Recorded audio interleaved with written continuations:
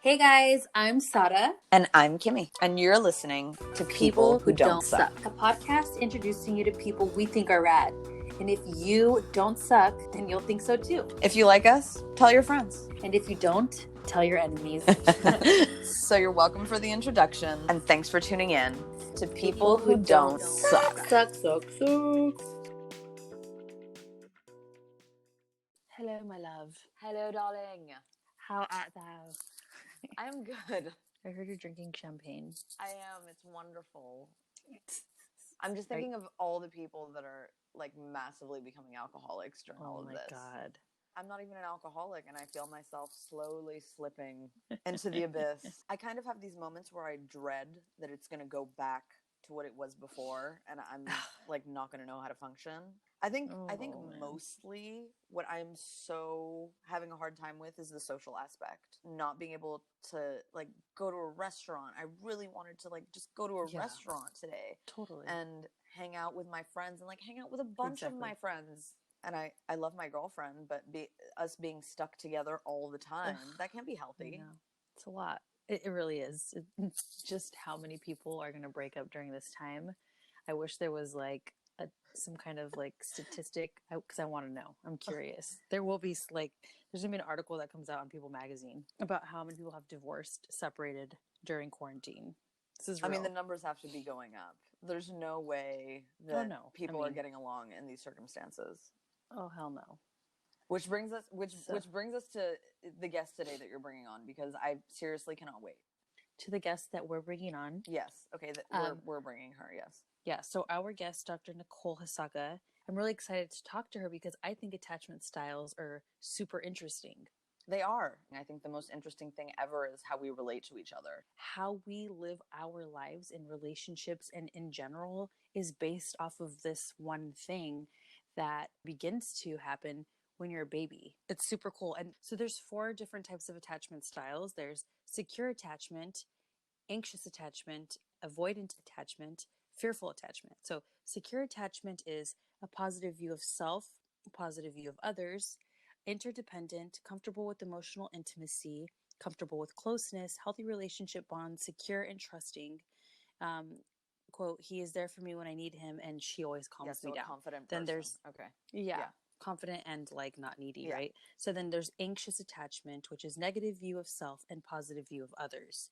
Dependent, fear of losing in relationships, emotional highs and lows, can be aggressive, clingy, on separation, and then in quotes, she'll let me down, quote, he'll leave me. And then there's avoidant attachment, which is positive view of self, negative view of others, independent, self-reliant, difficult to get close with others, puts up walls, leaves or avoids during conflict, quote, I don't need her, quote, I can't take care of myself. Just avoidance. And then fearful attachment, which is negative view of self, negative view of others, seeks closeness and avoids closeness, disorganized, fearful of making connections, could be self-harming or abusive. There's, quote, there's something wrong with me, quote, no one can love me. I know. I feel like I know. That's so sad. I feel like I know a lot of people who fall into that category. Oh, God, that breaks my heart. Who do you think you are? I'm definitely number 2. Anxious attachment? Anxious attachment, yes. I feel like I want to know if we can be more than one, because I feel like I fall into like secure attachment and then also anxious attachment. Me too. Depending on the day. Depending where I'm at in my cycle. There's just like certain things, like I'm definitely emotional, which is anxious attachment. Yeah. But I am comfortable with emotional intimacy. Yeah. Are you comfortable with emotional intimacy? I mean, I feel like I have become more comfortable with it. You have a harder time. Yes, absolutely. Way more than you do. You have way more guard. You have like guards up. I have all kinds of walls, girl. Let's just break those down, shall we? Just a brick wall, a concrete wall. It's so nice. It's such a nice wall, though. Don't you like my wall? I made it myself, girl. I'm the worst though, because like I crave like intimacy and closeness. Mm-hmm. And this is in my past, because as an adult it's definitely changed for me, but like in my past, like I was able to dive deep into like emotional waters and then be like, okay, cool, I've had enough of that, now I'm moving on, like next, you know, and like not feel the heartbreak or the sadness, but know that in that moment I was going deep for a reason and that it served its purpose, and then I was ready to move on to the next thing, which is, that must have been so heartbreaking for the people around you. I know it's messed up. It's like emotional closeness or emotional gluttony is what I wanted to say. Ooh. But I felt like in doing that, and this is a problem that I have, is like I want to fix people.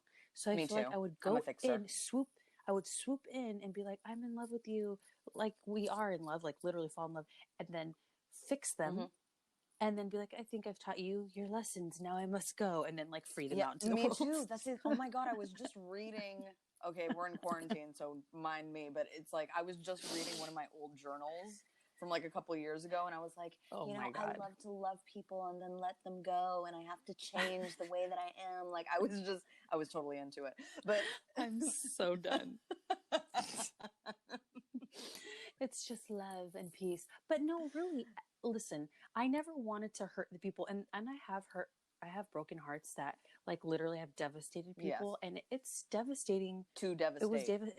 It was devastating for me too. Like it really hurt me to see those people in pain. I didn't want to hurt them, but it was literally as if the moment had run its course. It's almost like I think that was your coping mechanism. You know, that was your way of finding your own validation. Like I know that for me, I can only speak for myself, and for me, it was very much I would pick people that I in some way felt bigger or better than on some aspect, one aspect of our lives, so that I could then like put all my energy into them and then in some way forget about myself. You know, so that I wouldn't have to deal with my shit. I wouldn't have to work on my career, on my thing, and then feel bad about the fact that I wasn't where I wanted to be. I could blame it on somebody else. I understand these different types of attachment. Yeah. It's like, I want to know though, what are the types of experiences that happen in our childhood that create these characteristics? I'm super interested in knowing like what we can do in our lives today in order to better reciprocate for our partners if they have a different attachment style than we do. Or like knowing the different types of attachment styles. It's like understanding somebody on a different level, right? Because you just understand the core of who they are versus your reaction. Your reaction to them, what you're thinking in your head. Totally. This is gonna be a good one. We gonna learn, girl.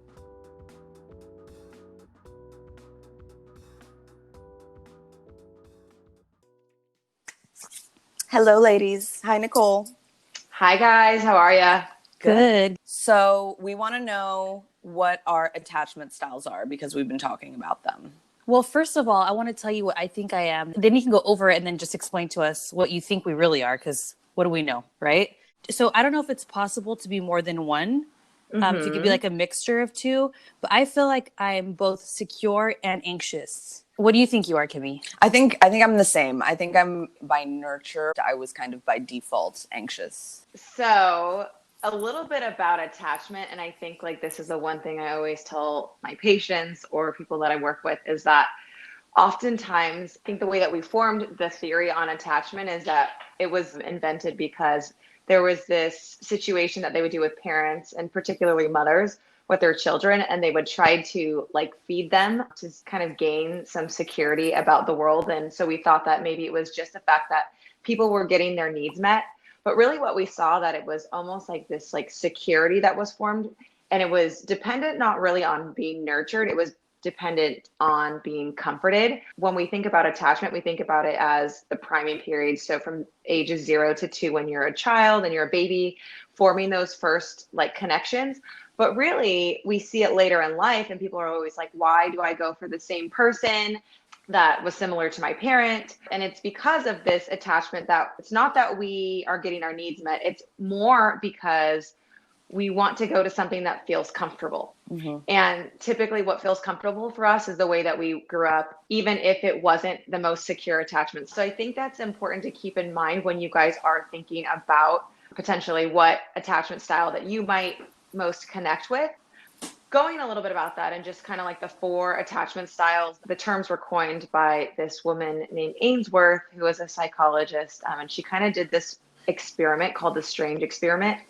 And she had kids with their parents go ahead and walk in and be in a room together, and then the parent will walk out and to see what kind of attachment was formed. Ooh, okay. And then, so basically what that looks like, and I'll explain it to you in terms of what children look like and also what it looks like in adults later in life. So secure attachment is the parent would leave, the child would be upset for a little bit, but they were able to self-soothe. And so they were able to regulate. So this again parallels to adult relationships, right? Say if your partner, or if you still have an attachment to your parental figure or caregiver. This is like, you kind of have like worry when there's a little bit of a departure, but the worry eventually fades because you've learned that the world has been a secure and a very safe place. So you know that there's going to be some return, or that you're not going to be left alone. And so when they come back, it's a very joyful experience of being reunited with the caregiver, with the child. And subsequently, we see this with adults as well. So it's very healthy, well-balanced relationships. This is the couples that you see that can have distance, but they can also have really good closeness and intimacy. They're not afraid to take risks because they're really just not afraid of rejection because they've never really experienced that from their caregiver. Are you saying that this mainly develops between the ages of 0 and 2? So our attachment styles, the relationships that we develop at that time, are going to mirror what we do as adults? Correct. So there are stages of attachment, even from the first 0 to 7 weeks. Like we typically see that the child just want that, almost that nurturance component, so the food component. And then from week 6 to 7, it kind of changes to they attach to one primary caregiver. And typically that is the mother, if the mother is in the picture. And then what we see after that, around 7 months, we see that then the child's able to form attachments with broader caregivers. So typically, and just as a blanket statement, typically what we see with children who have trauma histories or have experienced physical abuse, sexual abuse, neglect, or the trauma of a separation of a parent, we typically see disorganized attachment. That one is where you've had extreme bouts of a parent who have modeled both secure attachment, or they've been there, but then they've definitely haven't. And there's been like trauma is almost like the push pull. So it's like, and you'll see this in your later relationships, that you'll go for somebody who causes you so much pleasure, but also causes you so much pain. Oh, wait, my God, yes. That's which one? Which one is that? That's disorganized. So this is the other one I was thinking about for you, Sada. In particular, you've been modeled by a parent that somebody can be safe, but they can also be very unsafe. And this is the kind of love that you crave. And so you'll find so crazy. Turn out somewhat, and I don't want to, coin the term abusive, but I define abuse as sexual abuse, physical abuse, neglect, emotional abuse, and things like that. And so you'll find caregivers or partners who model the same type of attachment. Yeah, it's interesting. It's almost like fortune telling, like with attachment styles. Like you can literally look at it and be like, my whole world makes sense. And this is why people always like say and joke about like, oh, you went for somebody like your mom, or you went for somebody like your dad. But you do, unless, and this is the caveat, because most people are like, well, I have this disorganized attachment style. It's not working for me. I can't settle with a partner. The work comes from within you. So that is where you really have to get yourself involved in some sort of therapeutic treatment where it's like long standing, because attachment, it's so hard to rework because the therapist has to model the relationship and then you have to push against it to kind of recreate that. There's a lot of contrary action. I've been in what I would call recovery for 3 years. I'm part of a program that practices like codependency. I'm a codependent. Before I entered recovery, I was always choosing partners that were avoidant in some kind of way, that were themselves neglected in some kind of way, that had gone through a lot of trauma. And I would choose these people who would bring out the trauma in me.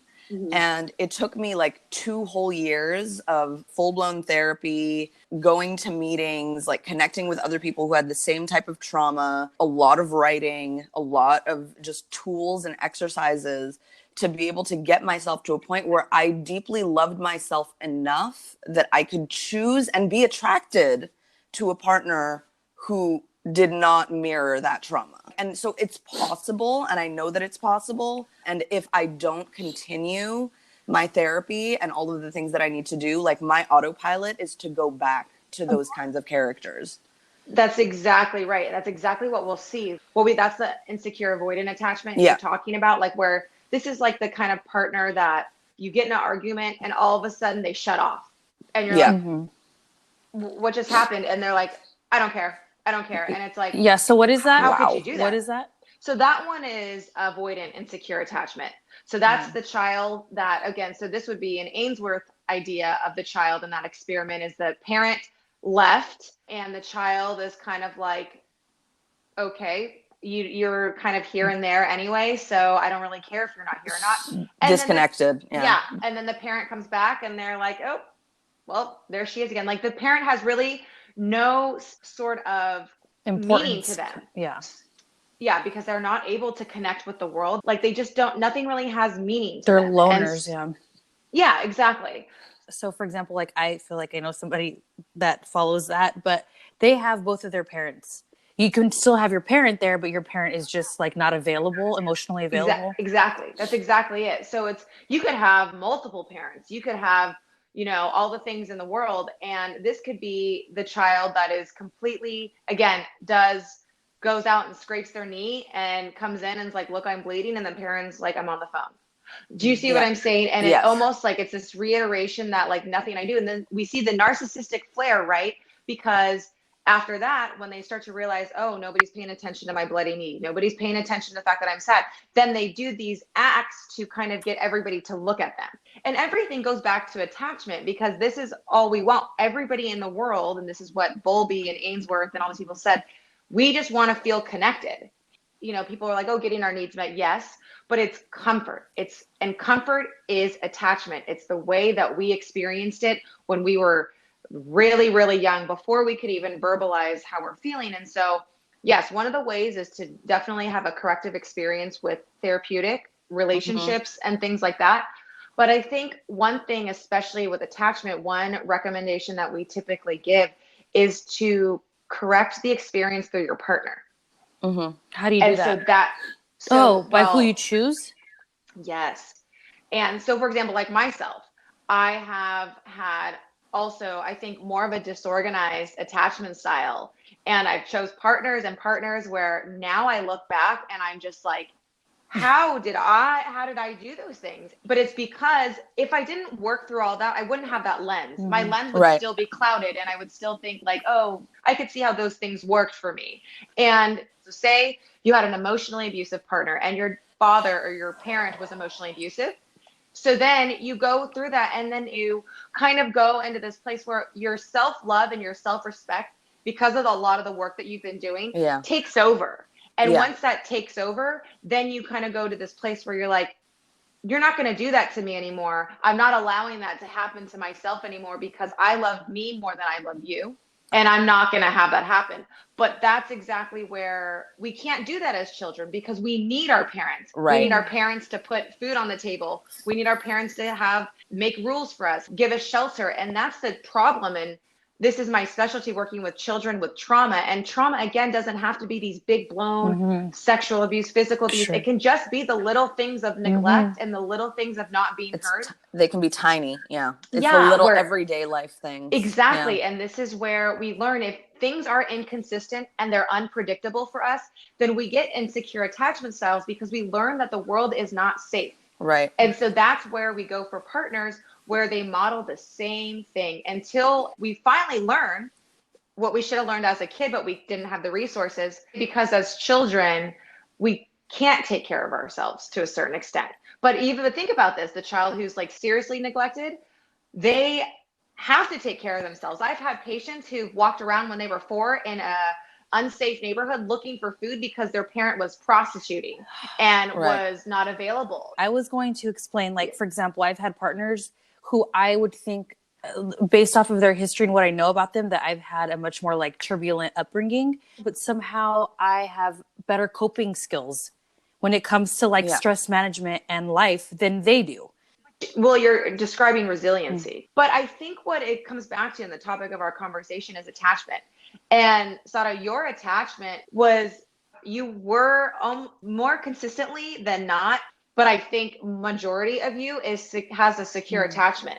This is why you've grown up the way you have. You've been pretty secure with yourself, pretty secure with owning all different aspects of your life. You've been secure in those things to a certain extent where you're like, this is who I am, and I don't need you to tell me otherwise because I'm going to still be me. And I think that's the part where you're talking about when you're like with some of these partners and they're kind of like, you know, they've had maybe like less experiences that might seem traumatic than yours, but you have the source in your body and in your mind that's secure. Like, so you don't question yourself as much as they do. That's true. Also, for me, on the opposite side of resiliency, because I think that I also have a lot in common with Sada on this point of just like being extremely resilient in life. When I was going through my first round of therapy, like I remember my therapist telling me, you know, your tolerance for abuse is so high that it's to a point where you will accept to be in situations that are extremely chaotic that any average person would walk away from, but because you are so accustomed to chaos, you stay. It's normal. And I guarantee that, you know, maybe your therapist said this to you at one point or another, or you can resonate with this, is that you couldn't even recognize when you were in those situations. Of course not. Almost. Yeah. It was like it was almost like when things got really bad, I'm sure you were like, okay, this feels unsafe. This is horrible. I can't believe I'm in here. But it's almost like you go through the world and you're just like, oh, this feels normal. But it's, you know, and it's like, it's not that like you're able to identify and you can call your friends and be like, oh, this so-and-so is doing this to me and this is happening and I feel shitty and I wish I could get out of it. But the motivation intrinsically is not strong enough to get yourself out of it because to a certain extent, it still feels a little normal. And it feels like what I deserved or what was every day. It's like, I'm used to this. So this is the way that it must be. I remember when I was younger, I would see these really healthy couples that would be in these amazing relationships and they would get married and have kids and everything seemed always okay. And I remember looking at them and being like, that is not for me. Like, I don't know what that is, but that's not for me. And I just thought that was normal. And I'd be in these relationships where we fought like crazy and we would say mean things to each other.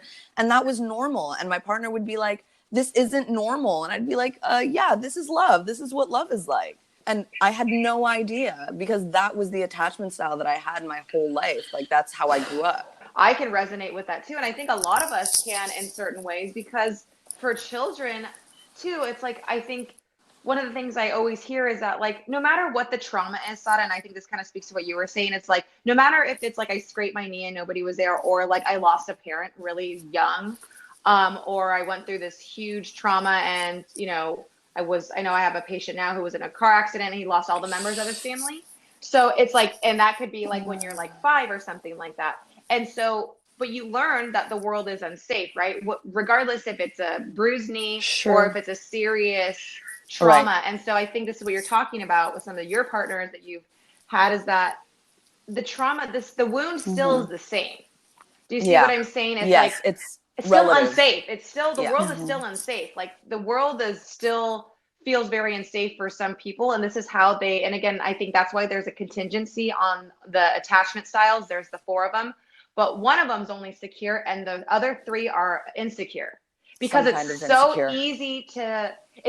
easy for a child to perceive that things are neglectful or they're hurtful. And so that is, you know, how we feel. Think about it. If somebody in the grocery store line cuts us off, we're like, that in a way almost feels like a little bit of a rejection. Did you not see me?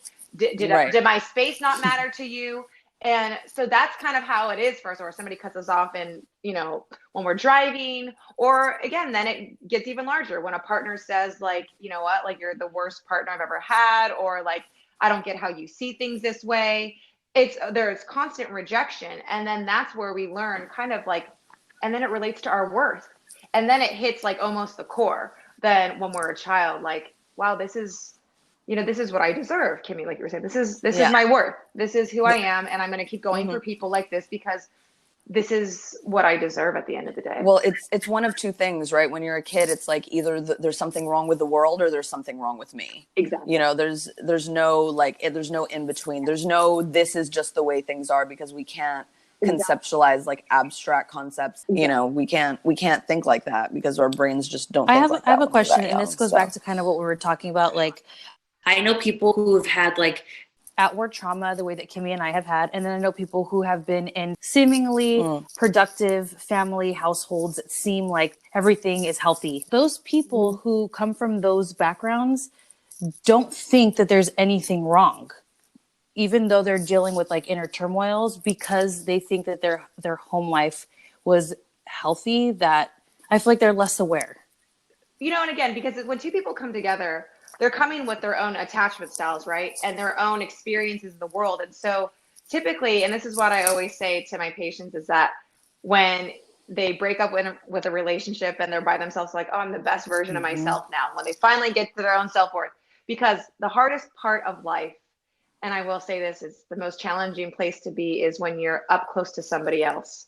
And I don't mean physically, I mean emotionally, where you're actually able to let people see you. But with that, when they come, you know, two people come together, their differences are so, you know, like you start to notice everything, but somebody doesn't notice and have the awareness of their own differences when they're not up close to somebody else. So that could either mean a couple things. So that could be almost like an avoidant attachment style, where they're just really not aware, because really they don't really even know how to attune or to attach to other people.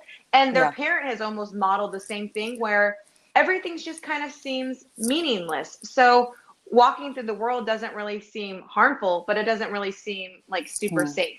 So it kind of like you're saying, like where they're just, they like, well, nothing's really wrong, because they don't even know how to identify what's They wrong. don't even know how to, They're like, what is that? Like, and so their work is having the partner, whether the partner's secure or not, having a corrective experience to realize that the world does fluctuate and that things are not always as they seem, and to almost go out of a bigger picture. But also not only on the line of attachment, you're talking about personalities, you know, disorders or personality styles, where people just don't have the awareness, or it's just like kind of like this, what we call like these thoughts that are just black and white. They can physically be there and be completely unavailable, you know? Which is why we see so many celebrities with children who have a lot of challenges, like so many, because that is where you'll see these kids who are not being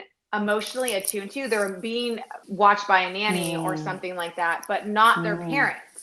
And I think that is so salient and speaks so much to attachment, because these kids are just kind of like, they kind of grow up to be like, again, narcissistic flares.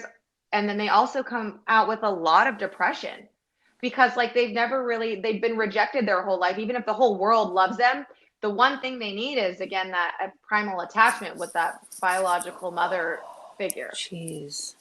I think that what saved me in adulthood is the fact that when I was 0 to 2, my mom was super mom.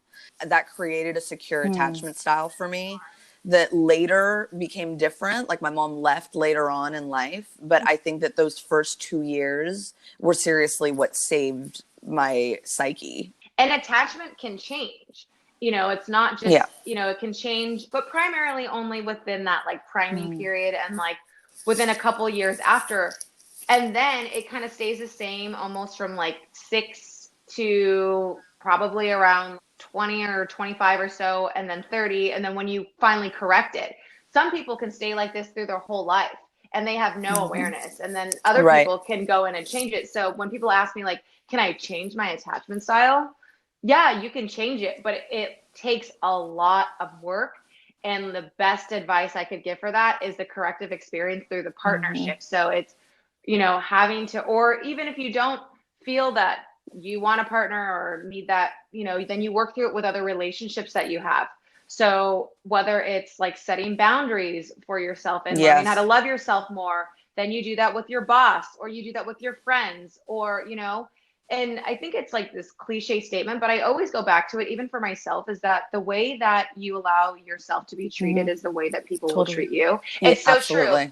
And that is like, when you know, I was thinking about the other day, like for me as well. And I was thinking like, well, why didn't somebody know how to do that? And it's like, I need to let them know how I need to be treated. And once you do that, especially for people with insecure attachment styles, you learn how to advocate for yourself and you learn how to start taking care of yourself. Because what we're looking for with insecure attachment styles, what we're looking for in our partner or our friends or for whoever it is for them to take care of us, for them to validate us, for them to make us feel good about ourselves, when we should be able to do that about ourselves. For ourselves. And that's the secure attachment, right? That's the like, I don't need you to tell me, because regardless of you, regardless of other stimuli, I still know who I am. Yes. And that's what secure attachment parents, and they teach us that the world is a safe place because I have somebody who's dependable, who makes me feel comfortable. And our most comfortable state is when we feel good about ourselves. We feel good about ourselves. And that's why secure attachment starts, is because our parent is there. We feel comforted and so forth. Like they did this study, it's called Harry's Harlow, and with the monkeys, and they put a monkey and they separated the baby little monkey from their parent, their biological mother, when they were first born. And they stuck it in a cage with a robotic monkey, and one robotic monkey fed with a bottle. So it just fed, so it was giving them the nutrients, right? So that's where we thought that maybe just getting our needs met meant this is how attachments formed. But the funny thing is that the baby monkey would rather starve and not eat than to go to the robotic monkey that was covered in soft fur and had soft blanket. And this is why they say, like, when you first have a baby, skin to skin is the most important thing, because babies and children, it's not like, oh, I need you to think about this, like even as a kid or even now, like you don't need your partner to go buy you all the food or to go and do all these, like, acts of kindness, which are nice. But what you want from them is for them to make you feel comforted by closeness. Yes. Intimacy. Whether it's physical or whether it's just emotional, that's what we crave as humans. Like, and that's what we want. So that's how attachments form. So if you think about your caregiver at the time or whoever it is, think about how they gave you the intimacy, how they gave you the closeness. And if that wasn't there, then that kind of helps you decide what attachment style you are. And if you're like, oh, well, they were kind of in and out, well, then that would be more of an ambivalent attachment style. Oh, but they were like, they caused me a lot of pain. But they also were like sometimes the best caregiver. Well, then that's a disorganized. Or you have something like, where you're seeing the avoidant, like where the parent really just was unavailable altogether, and kind of didn't make a difference. So I want to know, what are the steps in being able to heal the insecurity in our attachments? When people are really ready, what do we do? You have to have the awareness and any step for change. And I think regardless if this is, part of AA or Al-Anon or anything like that, they teach you the first step to change is to have acceptance and awareness of your situation. But it's almost similar, they describe it, especially with addiction, that you have to almost hit rock bottom. Yeah. And the reason why is because that kind of clears your filter a little bit. Like that's when you realize whatever is happening right now isn't working. I hit a terrible, terrible bottom in order for me to start healing myself. I had to almost feel like I was going to spiritually and emotionally die in order to get to where I am. You have to be able to recognize the fact that whatever you're doing isn't working. Typically, and unfortunately, that happens whether it's a severely abusive situation, where it is a situation where you're stuck and you're just feeling so stuck. And that's how you can kind of realize, I don't want to be here anymore. But the hardest part is this is why most people stay in relationships that they know that are not healthy for them, because they're stuck in their attachment styles. Almost like this, one of the stages of change is this pre-contemplation phase. So I'm aware, I accept it. I know that it's there, but I need to now get the move on in the direction that I know that I need to go, but I'm still stuck. And so our attachment is the piece that's keeping us there. It's like, nope, this part of it feels comfortable. Even the piece where some people are like, well, I know that this can change. I have a little glimpse of hope. That's, again, fostered by our attachment styles. The same thing what we hoped with our parent. And I think there's also a lot of fear of like what's on the other side, because we know what's on this side. We don't know what's going to happen on the other side of that. Exactly. You know? And for people who have insecure attachments, think about that. Not knowing what's on the other side is literally the definition of anxiety. The fear of unknown, right? And so for children who have insecure attachment, regardless of the trauma, like I said, if it's minor or a significant one, trauma is purely defined as unpredictable and confusing situation. That's how I explain it to all kids that I work with who have trauma. It's a confusing and upsetting and very unpredictable. It's chaotic. It's like, I don't know if my mom or my dad's going to walk in the door. I don't know if they're going to walk in the door. And if they do, I don't know if they're going to yell or if they're going to be happy. So it's this idea that we're not sure. So when we're trying to get out of situations later in life, the unpredictability is so scary, so hard to go to the other side, because we're like, I don't know what that feels like. Again, our attachment styles, like feels way out of my comfort zone. I can't do this. And then when we finally get there, then it's like we're having to rebuild this experience with ourselves to realize that we're still safe. Because that's the whole point. Remember, attachment, you want to go back to feeling comfort and safe. I need to make myself feel safe, but you have to find different ways that you prove to yourself that you can feel safe. Because what you're going to want to do is go back to your old ways, because that feels safe in some way. Safer. Yeah. Safer. Yeah. More predictable, at least. I noticed that for me, I like to be with people that need help or that need to be, in quotes, fixed, you know, like, is it advisable to be like, okay, I know that they have this attachment style. Now I'm going to try and help them. Do you think that another person is capable of doing that, or that the person is just the way that they are, and until they're ready to change it? I mean, I guess that makes sense, right? Until they're ready to change. Is that a part of an attachment style, like wanting to like fix somebody else? A caretaking. So that's a caretaking aspect, right? But you think about it.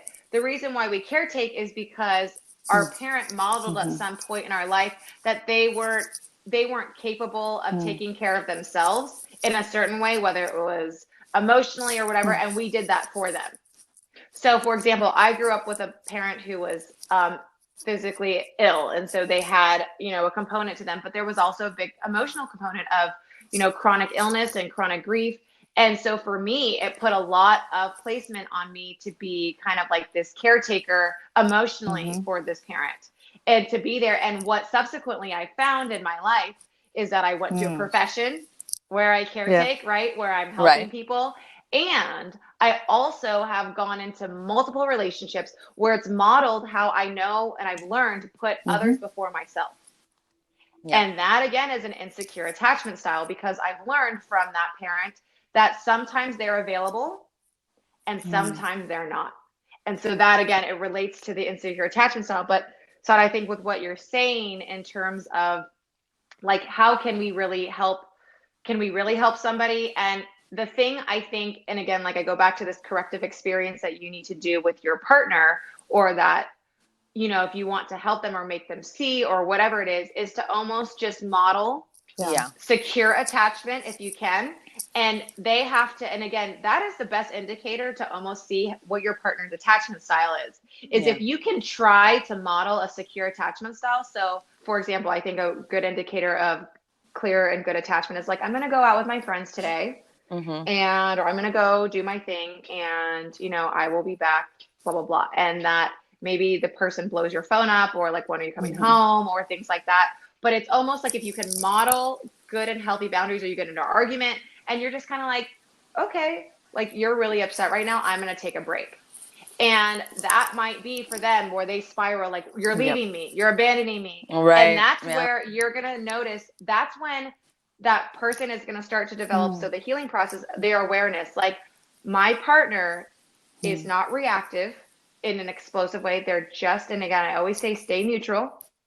Always like selectively ignore. I tell this to parents with kids, but I tell this to a lot of my adult patients as well. Stay selectively attentive. So if there's doing something that, again, if it's out of the norm of being securely attached, just go ahead and ignore it, because that's the attention that they're looking for. And the more that you attend to it, the more that you're reinforcing their behavior. Right. So if you can kind of, if you can, even if it's like, I can't believe you just said that to me.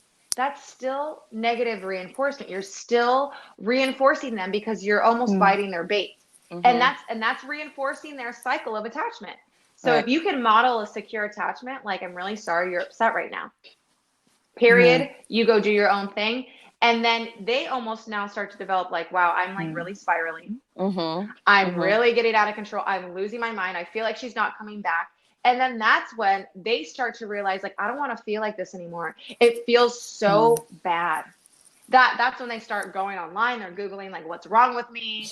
I want to know what attachment style I am. And this is how change starts. And then they start to have this awareness and these conversations of like, and then they get into a therapist's office, and then they're able to work through their things. And then they start to change themselves. And then you'll start to see them choose different partners. And I think this is what I was saying in the beginning. Yeah. You will always notice if you have changed your attachment styles when your partners have changed. Oh when my God. the consistency 100%. of your partners have changed, then that's when you know that you've changed. And because you won't attract the same thing. Yeah. And I always say this to people is that I wouldn't have even been attracted to the person that I'm with now because they were too secure for me at the time. And I was like, I can't mess with that. Like, that person will leave me. That person doesn't need me, because I love fixing people too. And I was like, this person is a whole person by themselves. Like, what is my use in their life if I can't fix something about them? It took me healing myself to be able to be like, know that. I can be with this person and not have to worry about what they're doing every second of the day. But I always also say, like, as being a codependent, there is no connection and passion and high as crazy feeling as codependency.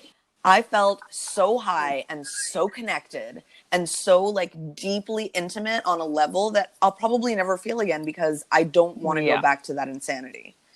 It's interesting because I totally know exactly what you're talking about, but it almost feels like this like manic feeling, almost like you're never like, the highs were so great. Like, I have never felt so connected to somebody. And then the lows, a really debilitating state where it's like, I cannot function without you. And it's like, I really liked what you said, Kimmy, about like, just, they're not needing you. And if it's okay if they go and they do their own thing, because even if they don't come back, I'll be fine. I'll be okay with me. And that's the work. Like, that is the true work. But I will tell you, like, and I cannot stress this enough, it takes a really long time and it takes a lot of commitment to go and be involved in treatment. Like, so I told you that I've been more of a caretaker and such. Be part of my medical training in my program, they had me go to 45 hours of therapy just as a requirement, because they wanted to make sure those who are going to preach it have also been through it themselves. And I ended up staying with my therapist, and I still see her to this day, and it's been 5 years. So it was commitment. And I will tell you, the people that I look for in relationships have completely changed because I have changed. And it even right now, I don't even have a partner because right now, and I used to be so like almost like a serial dater, codependent dater. And the thought of even being close to somebody is just kind of like, I enjoy being with myself so much that right now it's even challenging to conceptualize myself like with other. I think it's an interesting experience, but I can tell you that even from personal experience, it's a relieving experience, especially with insecure attachment styles, to be able to learn how to love yourself. And that's when you get to a secure place. Because if you think about it, we talk about our friends, oh, she's so secure. Well, think about it. What is secure? Secure is like she walks around knowing that she's cool no matter what she does. She can go ahead and trip, and that's okay because she knows that she owns herself. That's security. Security is knowing that who you are, just because you fell, doesn't mean that you're a clumsy person all the time. Just because you made this mistake this month doesn't mean. The security means that you know who you are, regardless of environmental or other stressor, people, family members. That's who it is. And that's really like the work right there. Sticking boundaries in. That is, I think, probably boundaries one of the is biggest like advice I could give. You got to stick your boundaries. Like if you don't like something somebody's doing, that's the secure piecement that you're going to come back to. This doesn't work with me, even though it might work with my friends and even though it might work with my partner, it doesn't work for me. So I'm not going to allow this. So then that's when you advocate for yourself. You know what? I'm going to remove myself from this conversation. Doesn't mean that I don't care about you. Doesn't mean that I don't love you. Right. But it doesn't work for me. And it's also so funny because I used to think that I had boundaries, or I would set boundaries and I'd be like, okay, this is my boundary. And then like 10 minutes later, the boundary's completely gone. And, you know, and that's the thing with boundaries is that you have to set them, but then you also have to put the action behind them and actually live them. The follow through. Yeah. Yeah. And that's the hardest part, you know? And when it comes to like healing yourself and you doing 5 years of therapy, what for me being in this for 3 years, like hardcore for 3 years, when I first started and I was starting to heal myself, I had this huge resentment toward people who weren't healing themselves because I was like, why do I always have to be the bigger person? Why am I the one to have to set the boundaries? Why am I the one that has to like always be doing the work? Yep. And with time, I have gained so much compassion for people who either don't have the strength or the awareness or the honesty for themselves to be able to do it, because it is seriously the hardest thing I've ever done. Like, and this is something I'm going to be doing my whole life. And it's a daily thing. Every single day, it's a decision that I make, you know? So I just want to shout out just like to the people who don't do it.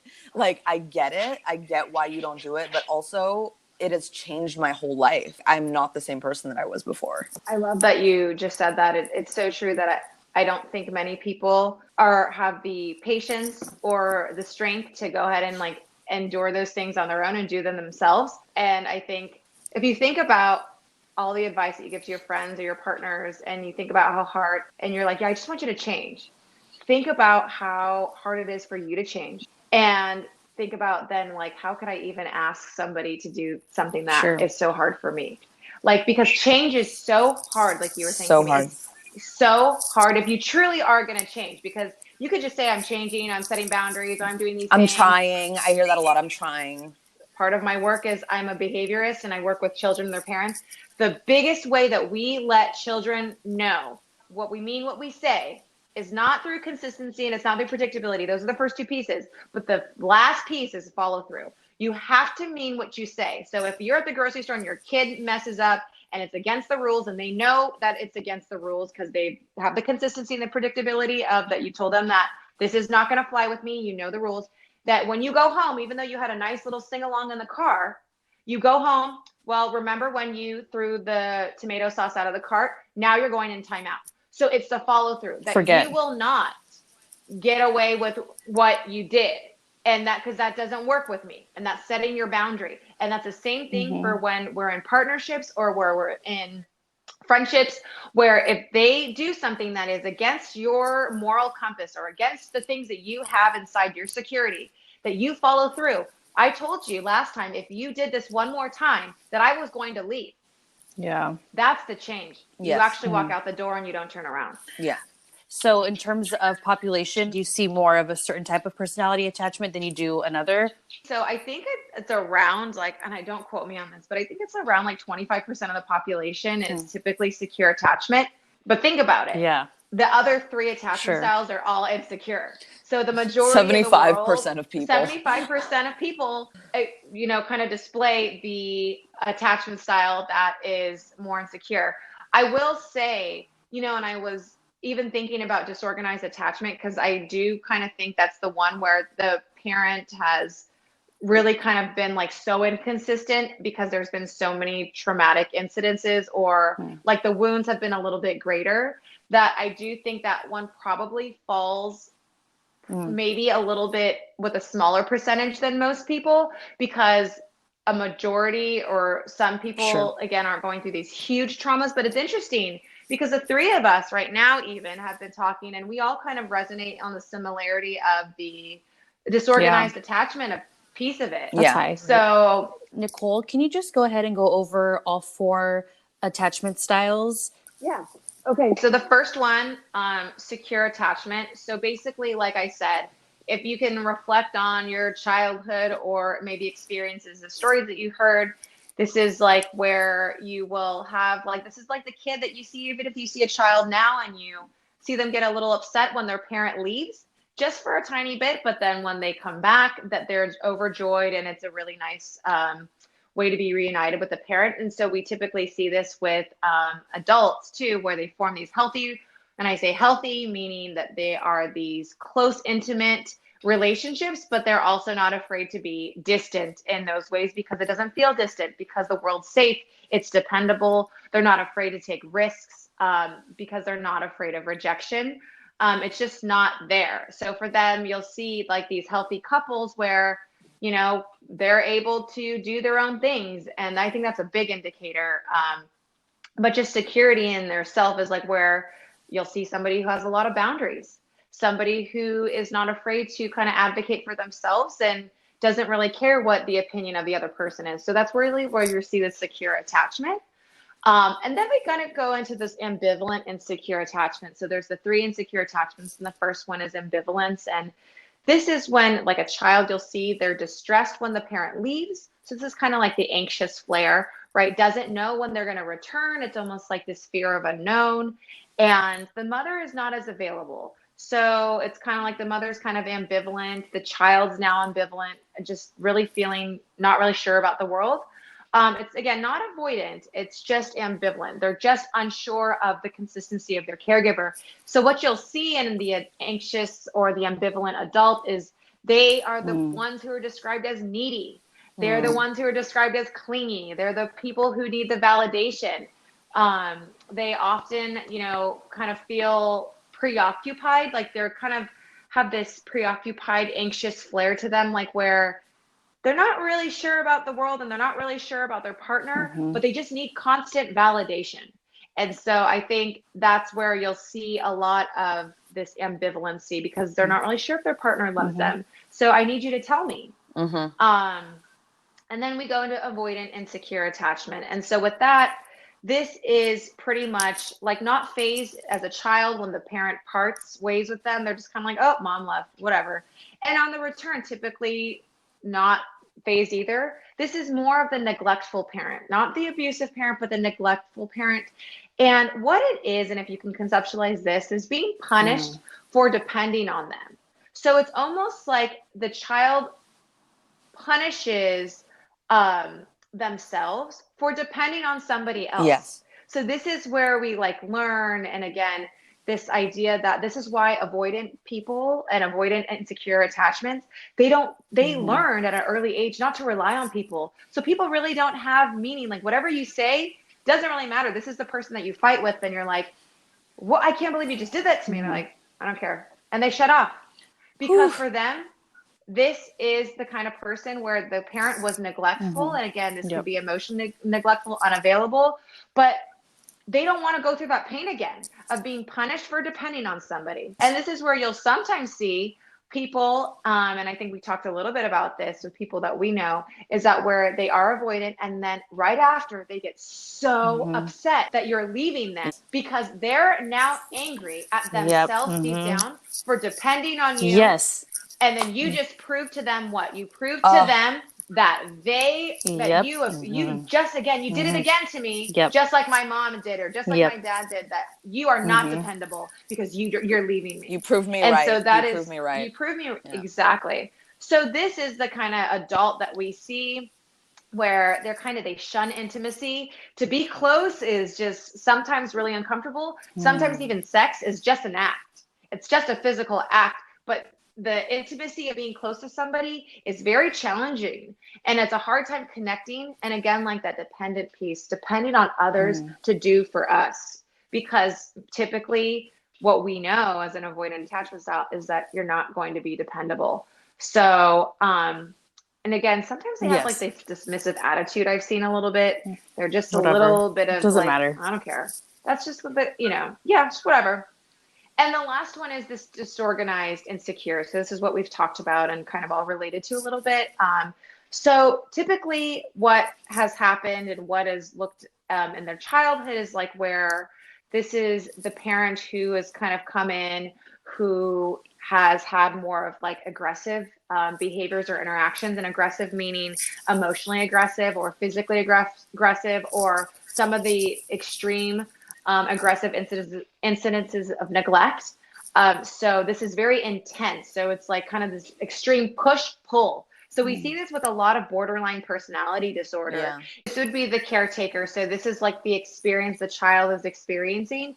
So they oftentimes, you'll see like even kids, they look like almost like dazed and confused because of the extreme inconsistency. Yeah. So again, this makes the world super unsafe. Right. This is why you see a lot of people who have literally no coping strategy. Like their coping is to go and find more rejection or to go and find more pain. There is like, the coping doesn't exist. Like, I don't know how to take care of myself. And this is what I was saying in the beginning with secure attachment. Secure attachment is like, you can leave me because I know I'm going to be okay, because I can self-soothe. As a baby, I can take care of myself. I know my mom's coming back with my bottle. As an adult, I know that if somebody doesn't come back, I'm still going to be able to make it on my own. The same thing. So the opposite is for disorganized and secure attachment. We see is that when the partner leaves, what am I going to do with myself? Because I'm going crazy. I'm sitting here. I'm staring at the wall. I don't know what to do with myself. I can't cope. I'm literally feeling like I just need to call the person. This is the person who's going to call 74 times. I need you. I need you. I need you. I need you to, I need you because I don't know me. And this is the kind of person that has no self-soothing, no coping skills, who's unable to deal with the world because their parent has shown them that they also never learned how to take care of themselves either. So this is kind of what I was talking about. You go to the person who gives you both comfort and pain. And so sometimes what we see in adults is like outbursts. So we'll see like these emotional outbursts. We'll see significant, a lot of controlling Oh my God, symptoms, that was like me. where they're just, yeah. So you're really trying to control the world because, again, if you think about the opposite of chaos is control. So when I see children with trauma histories, their presentation, you can bet, is always these externalizing behaviors, oppositional, non-compliant, aggressive behaviors, because they are trying to control their world so much because the world is so unstable that they just need to do it. So then it kind of takes place like when they go back and, into their adulthood where they really need the control. They need it so much that you see this, they try to control people, they try to control others, but they can't control themselves. It's really what it is. Poor self-image, unpredictable in relationships. It's almost like the same person they go to for safety is the same person they're frightened to be close to. It's so I can see myself so much in that spectrum of disorganized attachment. It is just frightening. It's so frightening how I see myself. I used to be so rageful, and that was the beginning of me coming to the realization that I had a problem, was that it wasn't just with this one partner that I had been with for a long time that I was having these crazy rage issues, but I got into another relationship and it got worse. And that's when I was like, oh my God, the problem is me. Like, what is happening? Like, it's not this person, just this person that's pissing me off. All my intimate partners are pissing me off. So what is happening with me right now? And even just the slightest tweak of me gaining more control of myself, like within a couple months I was doing CBT, like cognitive behavioral training. I was doing like a Recovery International, and within like a couple months I got my rage down to like almost zero. And then the craziest thing happened. My partner started getting rageful with me. Your dynamic changed. Yes, exactly. We see that all the time, is that people who have problems with their partners, once one partner changes, the whole system, the whole dynamic changes. It's like the ecosystem is. But they almost need to recreate what you guys met on, right? So if you think about the contingency and the terms that you met on, and you're like, this is why it worked. This is why you guys are together. So when you change that system, the person who's not changing wants to recreate that system. So then they turn into that person where they're going to now be the upset. And, because this is why they came in the first place. We see this a lot with disorganized attachment too, with like the emotionality. They want to almost match the drama. Yeah. And it's so crazy that I can bring that also into like just my own emotional ecosystem of when I started changing. Is that when I first started, I was like, my problem is my relationship. My problem is this intimate partner that I'm having a hard time with. And if I fix this, then everything will be fixed. Right. And then once I started actually fixing myself, I realized that it was in everything that I did in every relationship that I had, like even the relationships, my friendships that I thought were super healthy friendships, people started falling off the map. So one thing that I noticed too is that we choose people who end up triggering old wounds and then maybe bringing out the rage that we have. Because I also deal with rage too, and I've noticed that I've worked on that, and then I'll start dating somebody, and then all of a sudden I feel like that person is triggering that rage in me. Like Nicole said before, we can only control ourselves and not the other person. And that's something that I've definitely had to work on. I think the deeper the trigger, the deeper the response, right? The more reactivity that you're going to experience. So, for example, and maybe this should be a good indicator for, people, when you see that you're more dysregulated and you're more upset, the more upset that you are, the more that you should realize that you're being triggered and that this person is probably modeling the same sort of attachment style. So it's almost like that phrase, you push my buttons, right? Yeah. Like, how to push my buttons. And our buttons are really our trauma, right? Our trauma buttons and our attachment style buttons. So typically that is like the one thing, like, if somebody says something and it's a very rejective statement, it's like, oh, okay, well, that almost kind of reminds me of what happened. Or say if like the parent or the partner walks away and they do like the avoidant thing, and then you get really, really upset. Then you think to yourself, because that used to happen to me, like where my partners would be like, do the avoidant attachment style, and they would just stop. And like, I don't care. And I was just like, it was so painful to me because that is something I experienced as a child. Like I literally, but I didn't connect the two until I realized, and this is again, maybe a good indicator for people, that when you realize that you're becoming so heightened, you have to ask yourself, what is this person doing that's making me get to here? Like my baseline's here, and this is me normal. It's okay to be upset. But like when I am here, like I'm really ready to go rage on somebody. God. What is it that person's doing? And then think, did my parent do that to me? Because, are you resonating? That's just so interesting, Nicole, because that makes so much sense. And it's almost like common sense. But all I know is I'm being triggered. I don't know why. But when you say that now, and even just I'm reflecting on times that I feel that way, maybe someone says something to me that's very dismissive.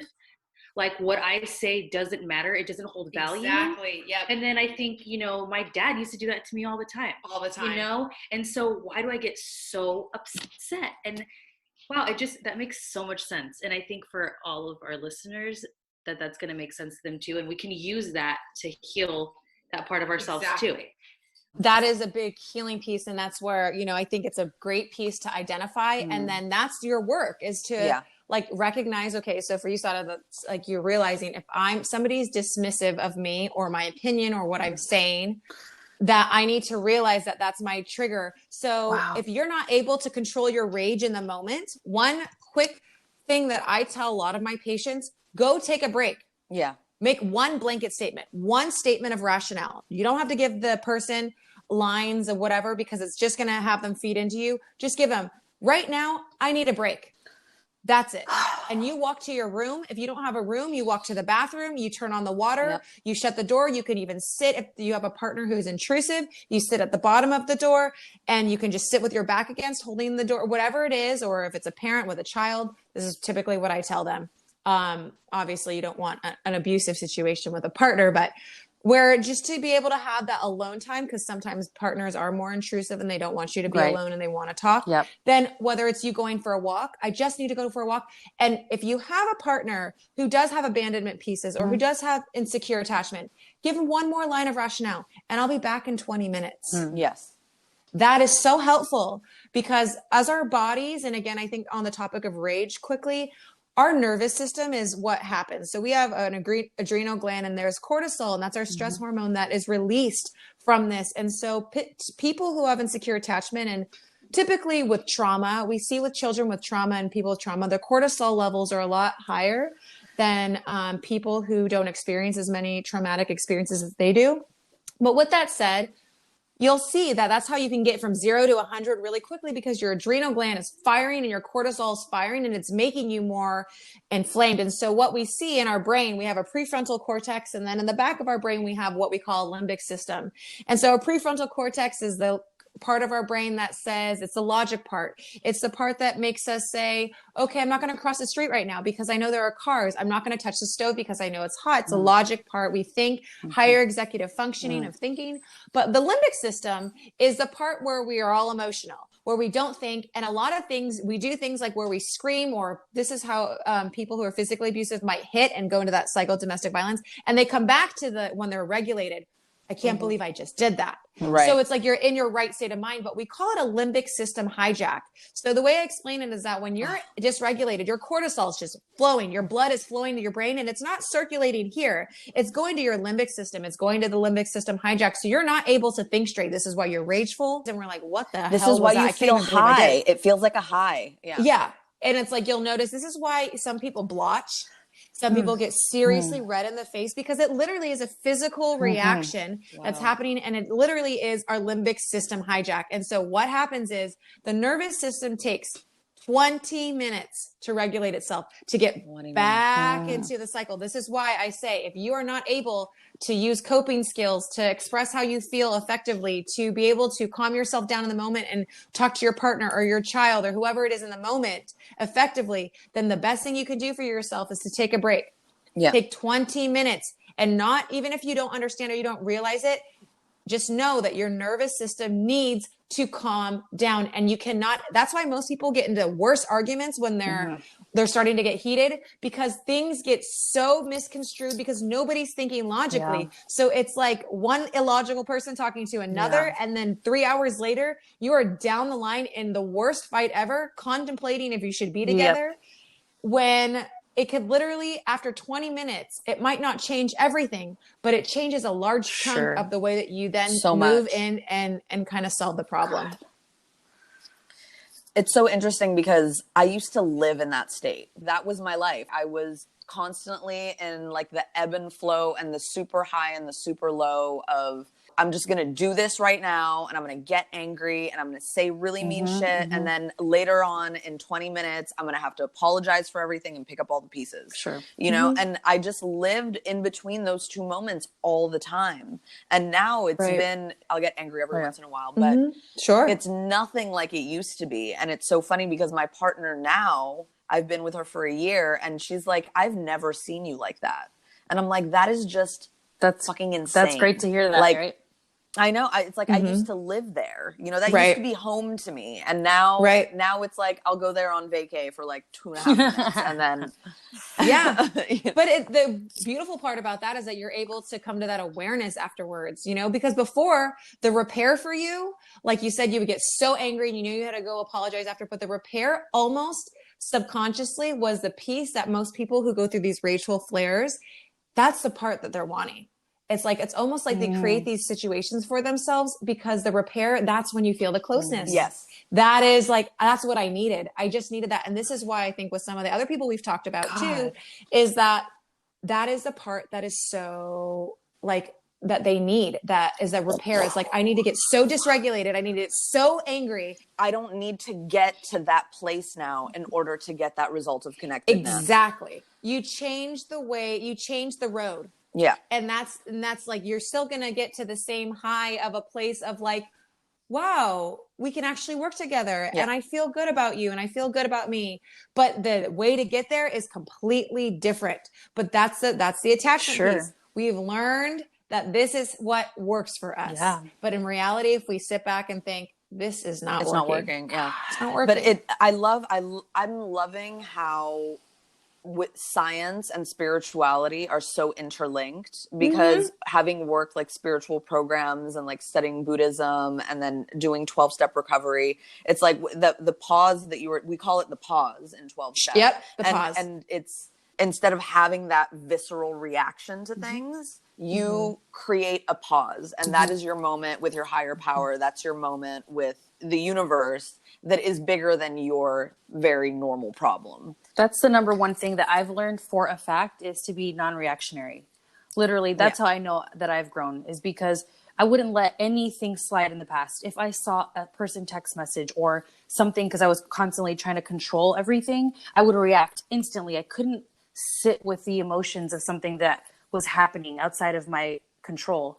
And now it's like picking and choosing and just taking a second, and just once I sit with it, I realize that it is something that I can live with. I don't have to react to it. And then I don't even want to talk about it anymore. I just kind of sit with it, and it feels better in my body versus getting the information and then feeling like, I need to deal with this right now. This is injustice. This is not okay. I need to talk about it. I need to fight about it. I need to yell about it. Once you just sit with it and relax and let it just simmer, then you don't feel the need to fight or argue anymore, you know? So right. It passes. It does pass. Yeah. So interesting. Thank you for coming on and talking to us. This has been really interesting. Okay, everybody, Nicole is our house therapist. Yay! Next topic will be personality disorders.